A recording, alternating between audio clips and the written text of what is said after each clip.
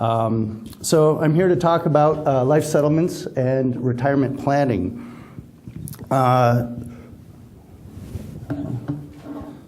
Thank you.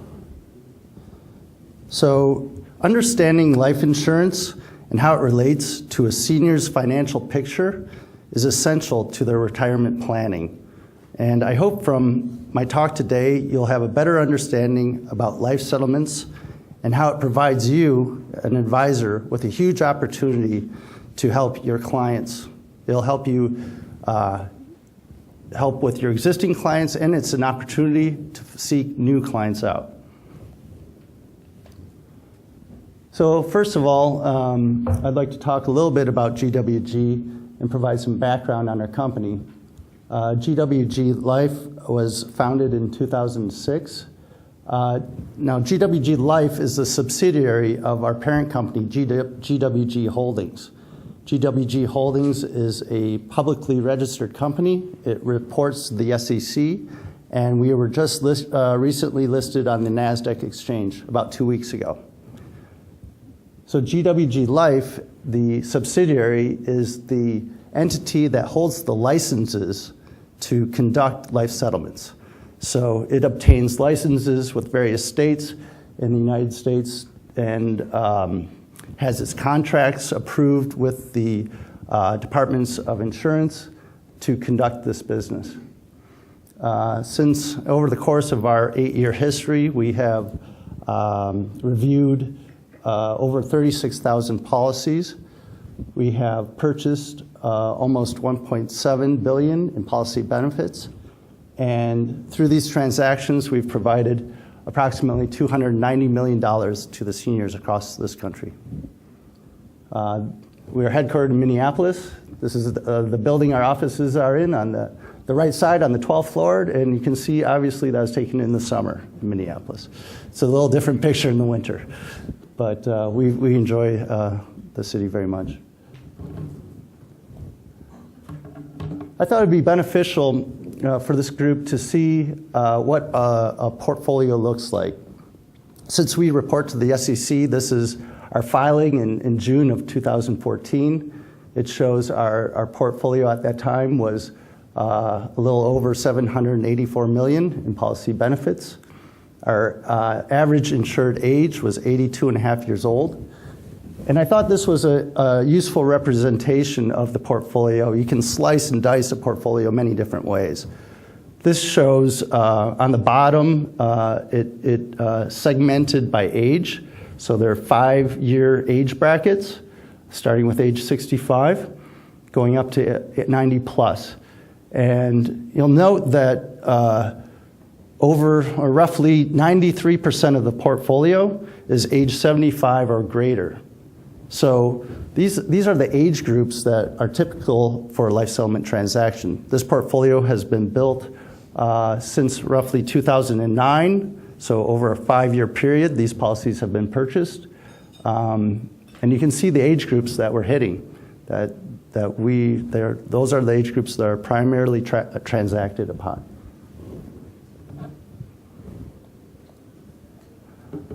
And here's one more slide about the portfolio.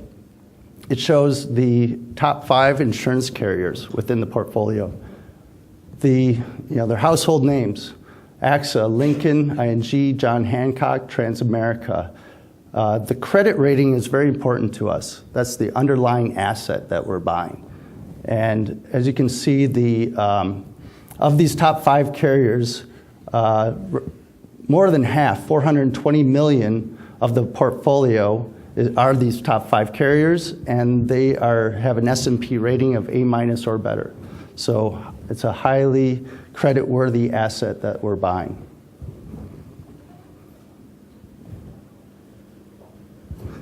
So that's what I have to say about GWG, and now on to the main presentation about why are we talking about life settlements and retirement planning.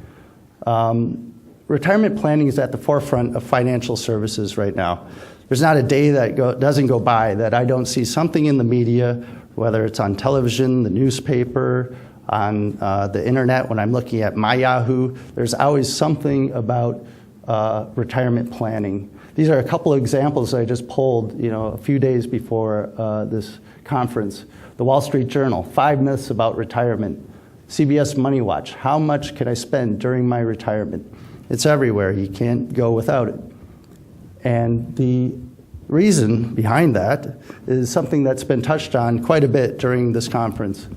It's the demographics of the U.S. retirement population. I know these stats have been thrown out a few times before, but it's very apparent we are experiencing a silver tsunami. There are, every 8 seconds somebody is turning 65 years or older. And that translates into 10,000 per day or 4 million per year. And I'll just relate a simple story about, my silver alert was this spring. I was driving from the Naples airport to downtown Naples to meet my in-laws. And on the roadway sign, there was a silver alert on a highway sign, one of these electronic signs. And I was like, what is that? I don't know what that is. And it said, Toyota Camry, license plate XYZ128. And so I drive and I meet my in-laws, and I say, what is the silver alert? Oh, they said, oh, that's just like an Amber Alert, only for a senior. I'm like, what? She said, yeah, it's basically a senior going rogue, off the reservation, and they're looking for this person. I'm like, wow, that was my silver alert, and that's become the reality that we're going to be living in. So be ready. So with that, what are the retirees' financial realities? It's a difficult picture for these folks. As you all know, when a retiree experiences retirement, they're faced with going on to fixed income. They rely on their savings, a pension, Social Security, and the low interest rate we have been experiencing is unprecedented, as far as I know. It's going to continue too. And this low interest rate environment not only impacts their earnings, I think it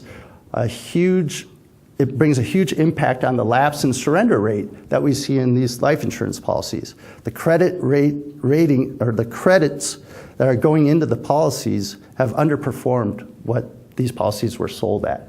And so that is a huge reason why we're experiencing the underfunding of these policies. And so the retirees are faced with working beyond their retirement years to stay in the workforce, and they're seeking additional sources of income. And I don't think it's by chance that we're seeing the advent of things such as reverse mortgages and the life settlement industry. I think it's there's the old adage that necessity is the mother of invention, and I think that's true of our industry and the reverse mortgage industry. It's a way to provide these seniors with additional sources of income that can help them out. And on this graph below, I think it shows a really good representation of this interest rate environment. Is there a pointer? So here, this line here represents the 10-year Treasury rate minus the previous year's core inflation. So as you can see, starting at around 1985, you've seen a dramatic change where the interest rate, the real earnings rate of a 10-year Treasury has decreased to the point at which now basically it's at a standstill. You're not earning anything on a 10-year Treasury when you subtract out last year's inflation rate. And the same thing for the TIPS, the Treasury Inflation Protected Security. It's gone down to basically nothing. So that's the reality of today's senior. Oops. So what does that mean? It means that retirees are concerned about their financial situation. There was a study done by the University of Minnesota that was sponsored by the Insurance Studies Institute, and it was the primary purpose of the study was to find out about awareness of life settlements with the senior population. And it's an interesting study, and I recommend you reading it. But also included in that is just the the senior market itself. What are their perceptions? What is their attitudes? And they're concerned about their financial situation. They're concerned about the rising costs of healthcare, obviously. I mean, we've seen double-digit increase rates. We've seen, even with Obamacare, I just read that there's another 5% increase on top of all the increases that we've seen. And they're concerned about the end of life care. So I also read an article in the Minneapolis Star-Tribune last month about the women of ages 45 and 55. Between those ages, since the last recession, about 1 million of these women have dropped out of the workforce since the last recession. And the premise of the article was because they are leaving the workforce to go care for an elderly family member. Because these costs are so high that the only way they can receive care is through the family. So you can see a ripple effect coming through the demographics and the financial situation and how it's impacting the next generation.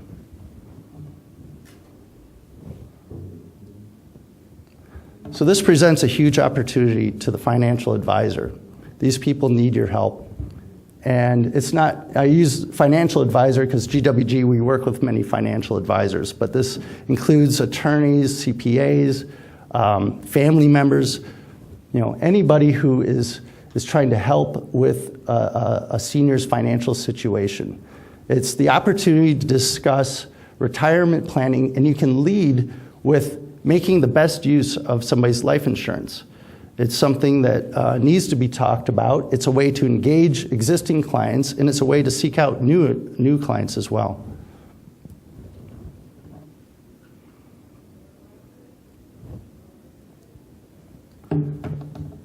And so through this opportunity, it's relatively easy to help somebody with a life settlement.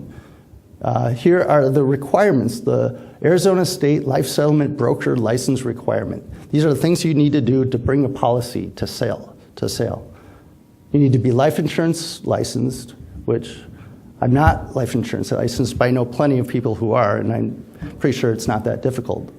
And you need to pay a fee. The fee is, they try to marry up the fee with your life insurance license. So it's $250 if your license expires, your life license expires in less than 2 years, or it's $500 if your life license expires in more than 2 years. So they're just trying to marry up the two licenses. And then you also have to notify the Arizona Department of Insurance within 30 days of acting as a life settlement broker. That's it. It's fairly simple.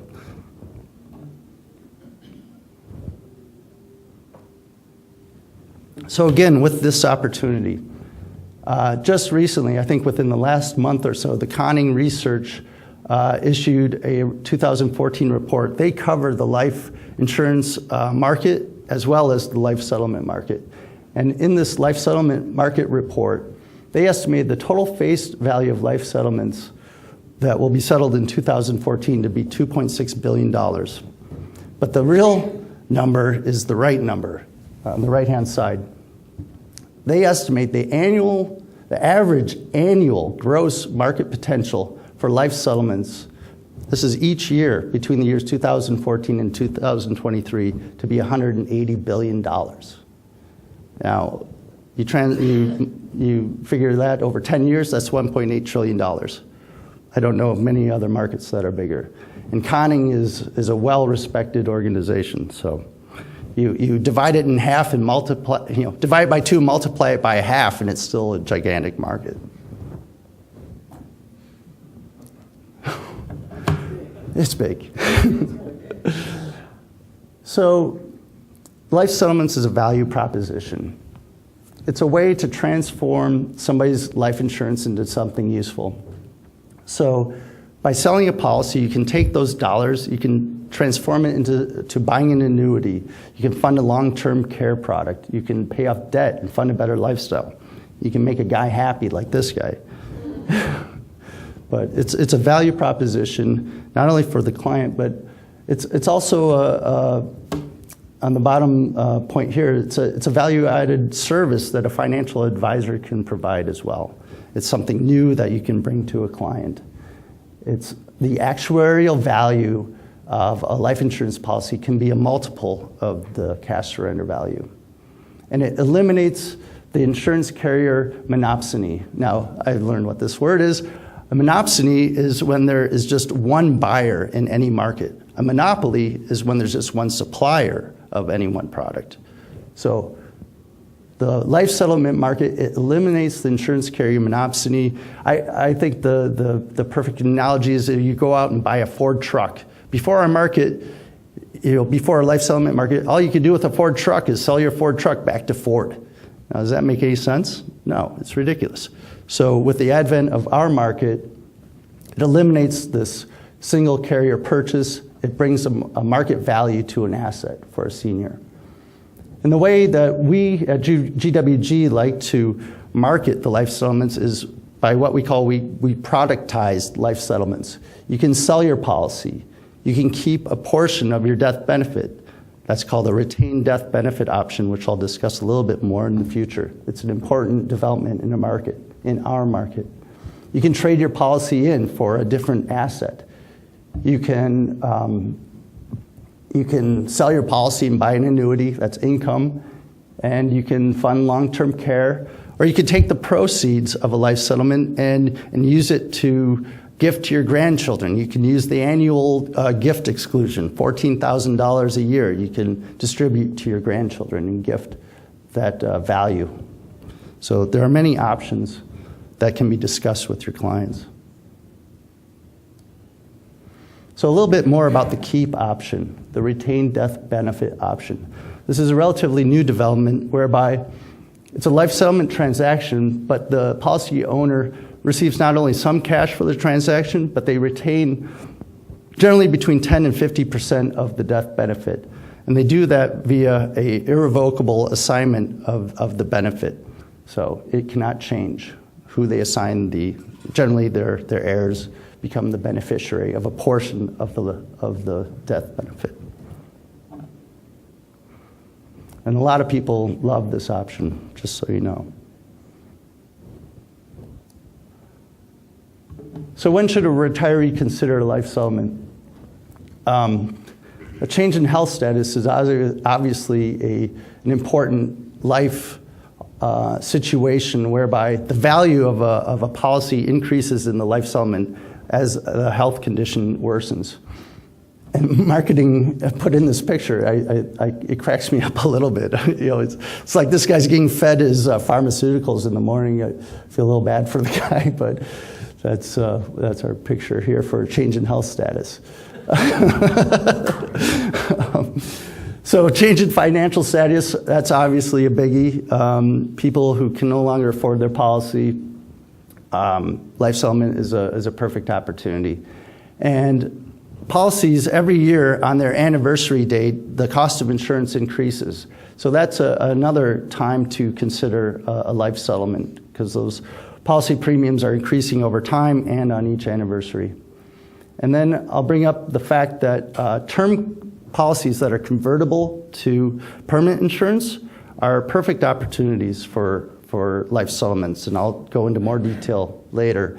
But it's important to know that often the right to convert a policy is gone after age 75. So you lose that right to convert. So it's an important milestone to be aware of.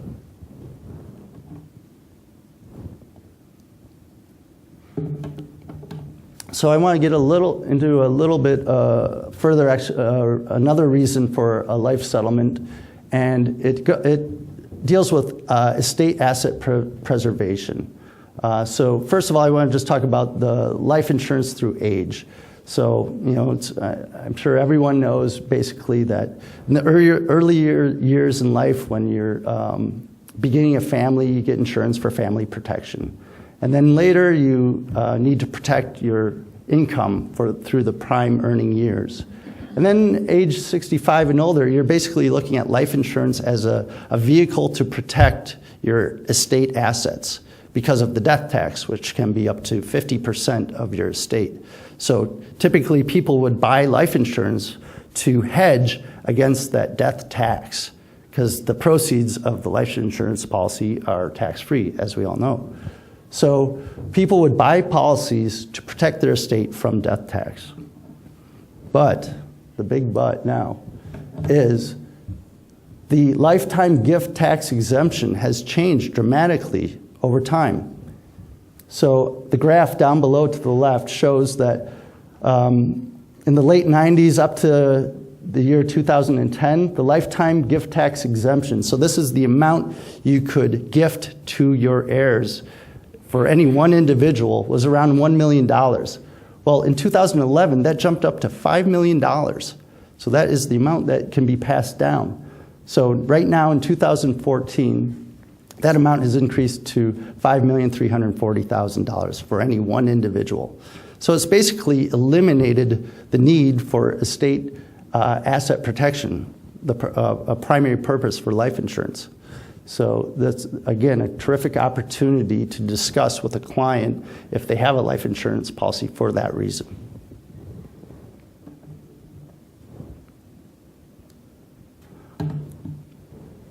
And here are many the general policy types that are considered for life settlements. On the left, you have the general types. You have term, non-convertible, which is just straight term. You have term convertible. You have universal life, variable universal life, and whole life. The straight term non-convertible is generally not purchased in the life settlement industry because you have the risk of the insured living beyond that term coverage. And so when we review those policies, the probability of them living beyond that term coverage exceeds the risk we're willing to take. However, I'll say if there is an insured with a severe malady, a very sick person, there are companies out there that would purchase a term policy under those conditions.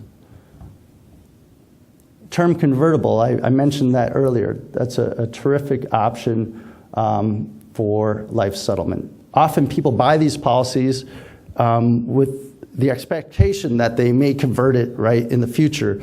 But when it comes to that time of conversion, by and large, they never convert that policy because the premiums jump up when it's converted into into permanent insurance. But it could be a prime opportunity for a life settlement. This person, who isn't looking at converting is going to get nothing for the policy, whereas if you submit it to us, we'll review the policy. It could be worth $15,000. It could be worth $40,000. And it's a complete windfall that these people were not expecting. And in addition, if you're the life agent, you'll get the carrier compensation upon the conversion. So often we see these policies, the agent brings the policies, they don't even take a commission on the policy because they receive compensation from the carrier on the converted policy. So all the proceeds that we're willing to pay for the policy goes straight to the policy seller. Universal life, that's the bread and butter of this industry. It's permanent insurance. It has flexible premiums. So by and large, those are the policies that are being traded today. It has no disadvantages, huh? Zero.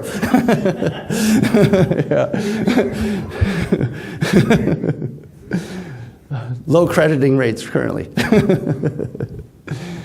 Variable universal life. Again, these are great opportunities for life settlement. However, because they contain securities within the policy, they're considered a securities transaction during the life settlement. So any sale of these policies have to get cleared through a broker-dealer, and the commissions have to be paid through a broker-dealer. So historically, there hasn't been that much activity because of that reason, but I know that our company, we work with a lot of broker-dealers, and they're learning more about the life insurance industry every day, and we tell them about this opportunity, and they get excited. So I think you'll see in the next few years the variable universal life come into the forefront of the life settlement picture. Whole life, while it's permanent insurance and it can be transacted upon, generally the fact that it's non-flexible premium payments and there's usually a large buildup in cash in these policies, they don't price out very well. So it's a very low percentage of policies that price It's actually good insurance for the policy owner, and so they don't price very well, and you typically don't see them traded in the market. Unless they're very sick. That's a good point, Brian. Steve, Yes. can I just give you a couple disadvantages for universal life? Absolutely. The premiums are not, the whole life has fixed premiums, so you don't have to worry about the premiums changing. When you buy universal life, the premiums could go up. And universal life is considerably more complicated with all the shadow accounts and all the other things compared to some of the other products.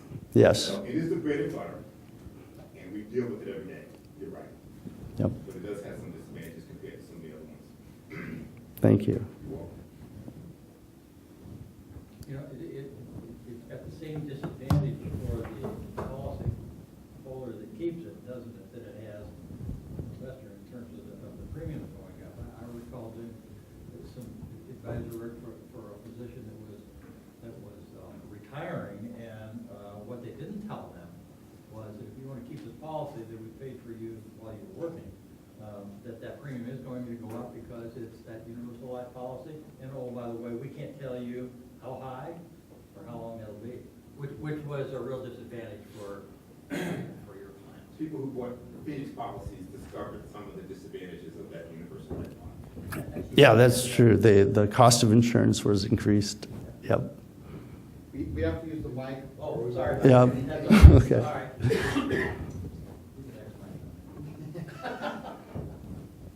So here, this slide shows a representation of a general timeline of a life settlement transaction. On the bottom, it shows the total, approximately 120 days.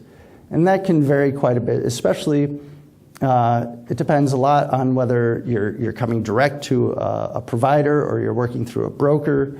So there are quite a few differences that can affect the timeline. But at the beginning stage, basically what you need to do is create a beginning package, right? It includes an application that, like we have an application that you would fill out that includes information about the policy seller, the insured, the structure of the ownership of the policy, whether it's owned by a trust, and getting those details for the policy owner and insured. Then we also need information about the policy itself. We like to have a copy of the policy. And we also need an in-force illustration, which shows the premiums that are expected to be paid over time so that we can price the policy. And then the last piece, in order to price a policy, we need the medical records in order to get an LE.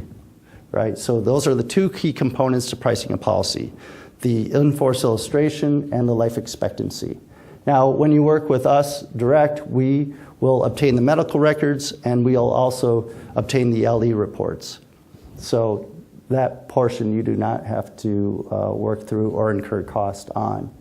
And a part of the package includes a HIPAA, which allows us to obtain the medical records.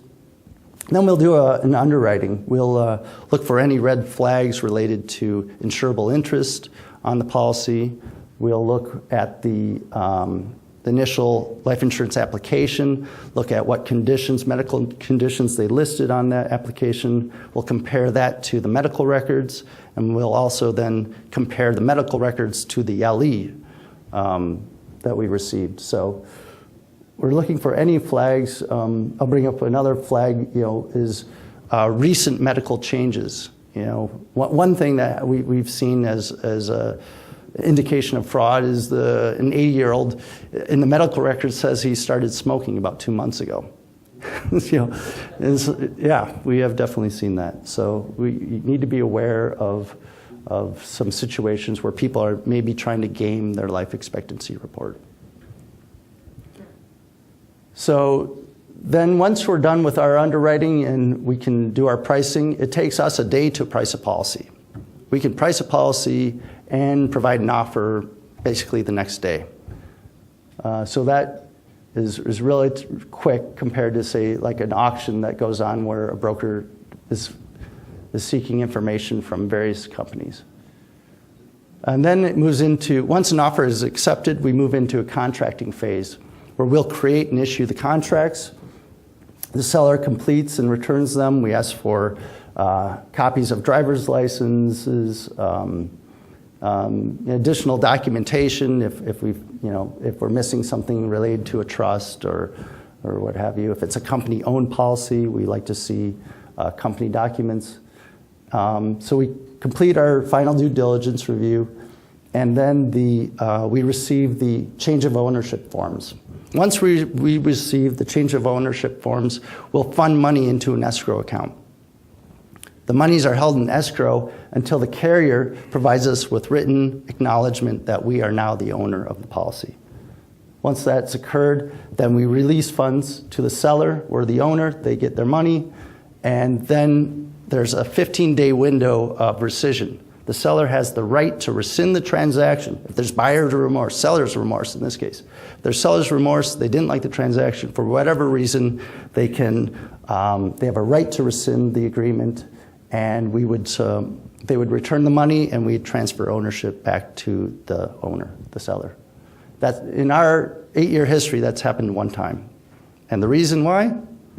The insured died within that 15-day window.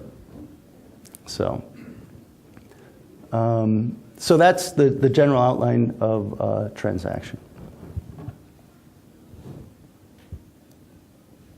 I want to talk a little bit about the role of life expectancy in financial planning. I think that this is a real favorable development for financial planners to understand the role of life expectancy and how to apply it when reviewing a client's financial picture. It's so important to understand, if you think about a 75-year-old and whether that 75-year-old is expected to live 10 years to age 85 or 20 years to age 95. That 10-year difference is huge, it's dramatic. How much money will they need during their lifetime? And you need to plan accordingly. And that's how we look at our policies. We need, whether they live 10 years or 20 years is huge for us. So it follows on to financial advisors to do the same analysis. And when we review a policy, or when you talk to your clients, you can discuss whether those dollars can be put to better use when you review, hey, you're going to have to be paying into this policy for 20 years. Are you prepared for that? Do you have the wherewithal for that? Or can we do something different? And this is interesting about life expectancy methodology.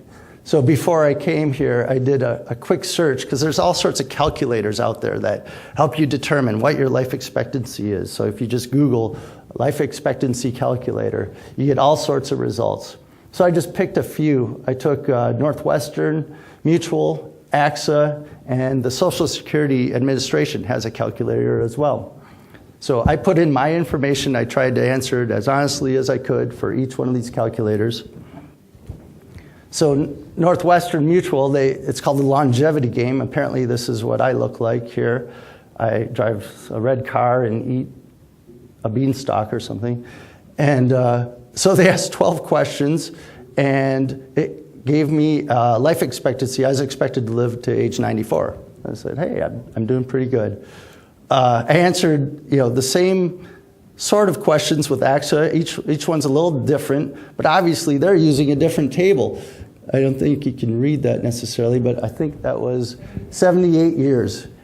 So using AXA, they said I'm going to live 78 years. And that's a difference of 16 years, which is dramatic. It's tremendous. And obviously you heard about, life insurance, life expectancy tables and what is used. Obviously AXA is using a very different table than Northwestern Mutual. But they have their own purposes, right? For whatever reason, they provide whatever table they're using. And then the Social Security was more similar to AXA. They came out with 82 years old. So you can see a dramatic difference between life expectancy methodologies. So the key point is buyer beware.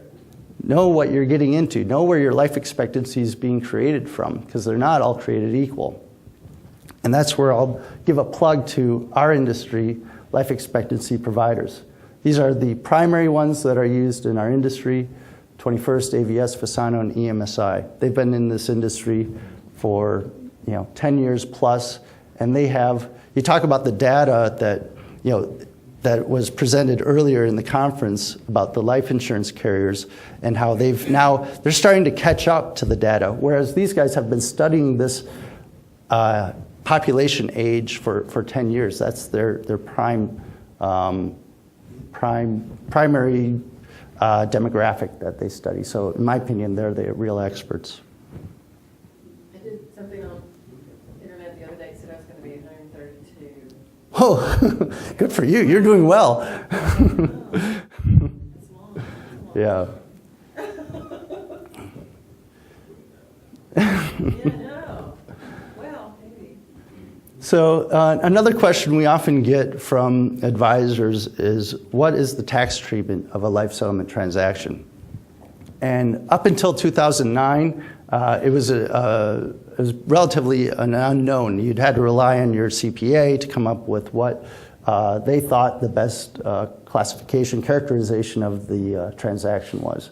Well, in 2009, the IRS finally came out with a ruling that helped clarify the treatment, the tax treatment of a life settlement transaction. They state that a life insurance contract is a capital asset, so it's like property, which means it is characterized as a capital gain transaction. However, there's the but, the surrender of a life insurance contract results in ordinary income, not a capital gain. So as you'll see, I'm going to go through the surrender scenario and the life settlement scenario, and you'll see how this surrender value of an insurance contract plays a role in the life settlement situation. So hopefully it'll provide some clarity on how to treat a transaction. So here's the surrender scenario. So in this case, a policyholder, by the way, this case is taken, these numbers are taken from the IRS ruling itself. So if you can look it up on the irs.gov site, you can see basically this exact scenario. So surrender. Policyholder has paid $64,000 in as premiums for the policy. And I make note about a $10,000 cost of insurance that was consumed by the insurance company. So just keep note of that. So basically that should be read. It's a reduction of what was put into the policy.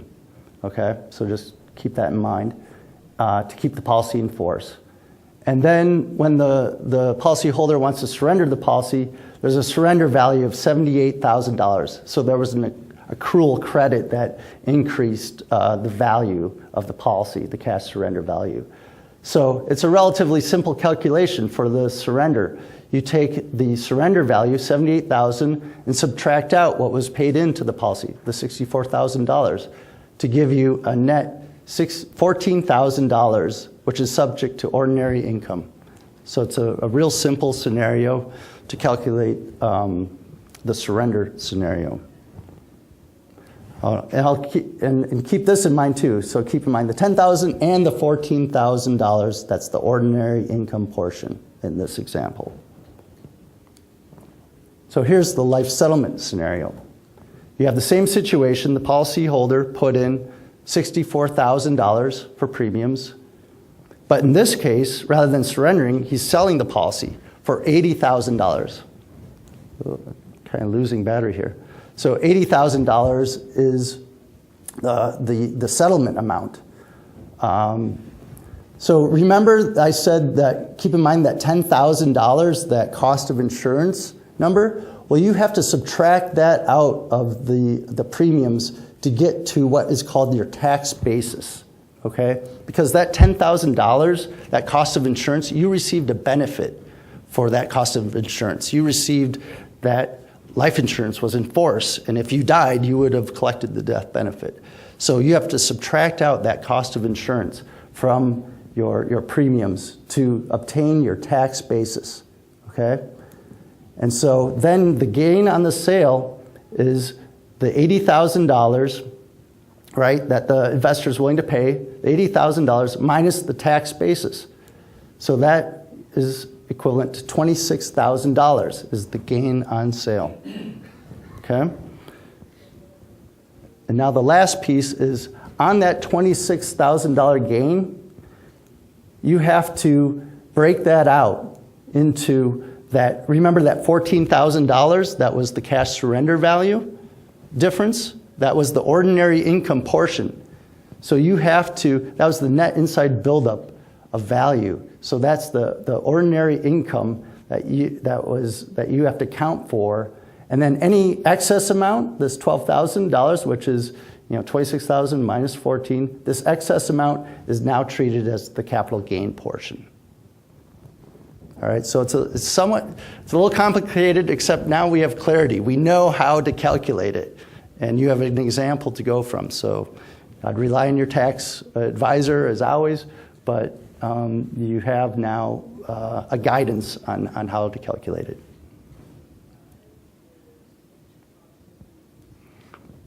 So here is a case study from our portfolio. This is a retained benefit example. And I think this is where our industry is headed. And this is an actual picture of Ann and Edward. One of our agents went out and met with them upon closing of the policy. They were ecstatic about this, the result of this case. So they had owned this survivorship policy, joint survivorship, universal life policy for over 25 years. And the premiums had increased significantly and became too expensive for them. They're in their late 80s. It had a face value of $1 million, and the annual premium, because they're in their late 80s, was at $51,000 a year, and they could no longer afford the policy. They were faced with getting nothing. After 25 years of paying into this policy, they're going to get nothing. So we came in and said, look, the best we can do, we can offer you $20,000. But on top of that, we will allow you to assign that irrevocable beneficiary interest in the policy to your heirs of $200,000. So net, upon their death, we'll get $800,000, and but we take over the premium payments. And they were so happy about it. To remove that obligation, to have $20,000 in their pocket and know that their family will receive $200,000 upon their deaths. So a review of the benefits of a life settlement transaction to a retiree. And actually this point isn't exactly a renew. It's a little new. This is a new point. Is they avoid, by going through a life settlement transaction, they avoid the risk of lapsing a policy. And I don't think this is talked about very often. That if you think about an 80-year-old having a life insurance policy and dementia sets in, the husband goes to the hospital because of a stroke, now the wife is responsible for the premium payments of what she's never made before. These are scenarios that happen every day. And people lapse policies because of this. If you think about the grace period that the insurance companies offer, generally it's 60 days. Some companies, it's 30 days. You have a 30-day window to make a premium payment or that policy has vanished. That policy, that $1 million policy you paid 25 years into, 60 days later is gone. And so it's actually a life settlement is a risk avoidance strategy. And as we all know, it's a relief from the burdensome premium payments which increase over time. It's an opportunity to change a negative cash flow asset into a positive one. Sell the policy, convert it into annuity, buy muni bonds, even though you're not going to earn very much interest. But at least you're getting some value. And obtain a greater value for the policy than the cash surrender value. That's the basic premise of our industry. Get a real value. Get the actuarial value of your policy, not the surrender value. Don't let the insurance companies win every single time. And finally, just working with GWG Life, we conduct all of our own due diligence. We do all of our own pricing. We do all of our servicing in-house. We hold our own licenses, and we are the investor.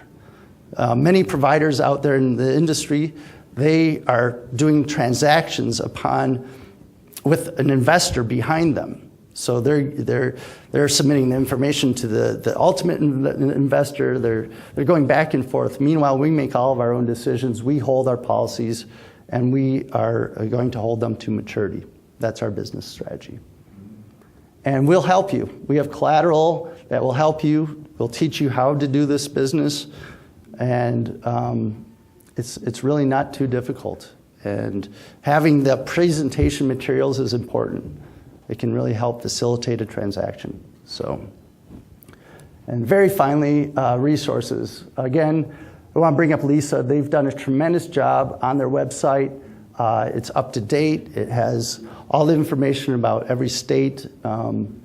It's a fantastic resource, and I highly recommend it. And then finally, go visit us at gwglife.com. So, thank you, and I'll take questions.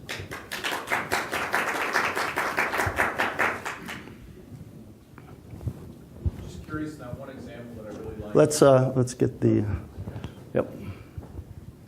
I was curious, the one example that I really liked was the couple that you had, the $1 million policy going back there. And just prior, you were talking about the tax implications. Is this basically treated as you bought an $800,000 policy as opposed to $1 million, and the taxes get done exactly the same way, or is there something special if you're doing a retained benefit that you can do for them? No, there's nothing special in this situation. They received $20,000 in cash. They didn't have any. They didn't have any surrender value, so there isn't any ordinary income that gets ascribed to it. So, and I'm sure their cost basis, based on the fact they paid over 25 years, is well above the $20,000 they received. So, in fact, they probably won't pay any tax on that because the cost basis is so high. Okay. Thanks. Mm-hmm. Anything else? All right, well, thank you for your time and attention. I forgot to hit the timer, so I don't even know where I ended up, so thank you.